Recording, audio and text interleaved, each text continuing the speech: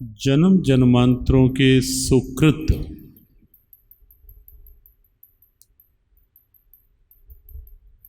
जागृत होते हैं।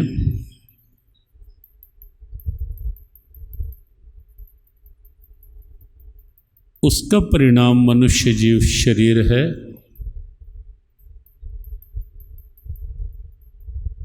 यह विशेष रूप से कबहुं करि करुणा नर देहि, देत ईश बिनु हेतु सनेहि। ईश्वर की कृपा का उपकार मनुष्य जीवन की प्राप्ति है।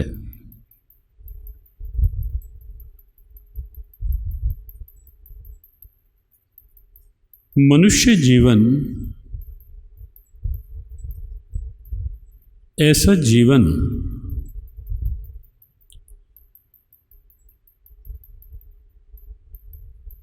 अनेकों शरीरों की रचना, योनियों की, प्राणियों की रचना के साथ जब ये नरदेह निर्मित रचित हुई, ब्रह्मा जी भी एक बार तो धन्योस्मि कहकर झूम उठे। स्वयं भगवान नारायण देखते रह गए मनुष्य को।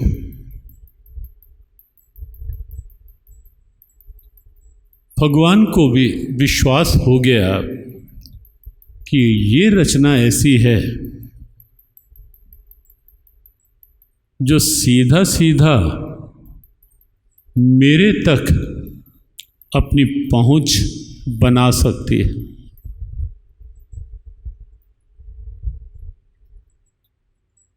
ये सत्य है,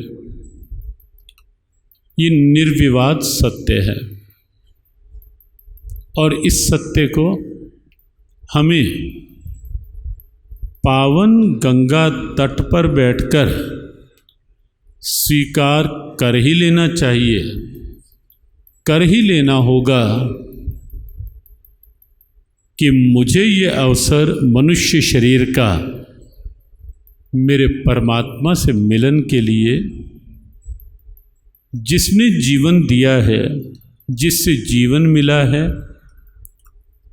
यह जीवन में बहुत कुछ मिला है जिससे ये जीवन उससे मिलने के लिए। आश्चर्य ये है, जीवन मिल गया,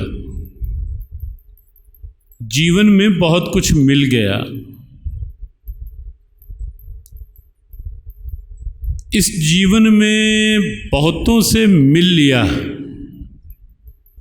ये सब कुछ है। जीवन मिल गया, जीवन में बहुत कुछ मिल गया, जीवन में बहुतों से मिल लिया, लेकिन जिससे जीवन मिला, जिससे जीवन में सब कुछ मिला, उससे मिलने की कभी चाह ही इस जीवन में नहीं जग पाई। उससे मिलने के अंदर जिज्ञासा ही नहीं कभी ये जीव बना पाता। जबकि ये निश्चित है कि बात परम शांति की हो, बात जीवन को आनंद से जीने की हो, बात चिंताओं से मुक्ति की हो, कर्म बंधनों से छुटकारे की हो, या फिर बात लोक और परलोक संवारने की हो, तो बिना परमात्मा से मिले ये सब होने वाला नहीं है। बिना परमात्मा के कोई ये चाहे कि मैं मानसिक शांति पालूं, संभव नहीं है। बिना परमात्मा को जीवन में स्वीकार किए कोई ये सोचे मैं सब प्रकार की चिंताओं से राहत पालूं, निजात पालूं, छुटकारा पालूं, ये होने वाला नहीं है, कभी भी नहीं, त्रिकाल में भी नहीं। बिना ईश्वरीय भजन को जीवन में अंगीकार किए कोई ये कहे कि मैं परम सुख पालूं, है ही नहीं, होगा भी नहीं, हो सकता भी नहीं। मानसकार तो सीधी सीधी भाषा का प्रयोग करते हैं, हिमते अनल प्रगट बरु होई, राम विमुख सुख पाव की कोई। कितना सीधा शब्द। मानसकार कहते हैं बर्फ से शायद कभी आग प्रकट हो जाए, हिमते अनल प्रगट बरु होए।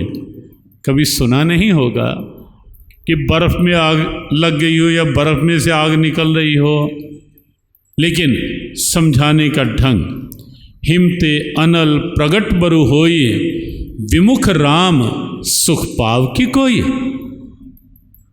और आगे इस बात को और पुष्ट करते हैं कि मैं ये मान सकता हूँ, कोई मुझे ये कहे कि मैंने पानी में मथनी डालकर बिलो करके उसमें से माखन निकाल लिया, तुलसी कहते हैं शायद मैं मान लूँ। कोई कहे कि रेत को पीड़ने से मैंने तेल निकाल लिया रेत में से, शायद मान जाऊं। लेकिन कोई ये कहे कि नाम की नौका पर सवार हुए बिना, भजन की नौका पर सवार हुए बिना मैंने भाव सागर पार कर लिया, तो ये कभी नहीं मानूंगा। वारी मथे घृत होए बरु, सिकता ते बरु तेल, बिनु हरि भजन न भव तरिए, यह सिद्धांत अपेल। यह सिद्धांत अपेल।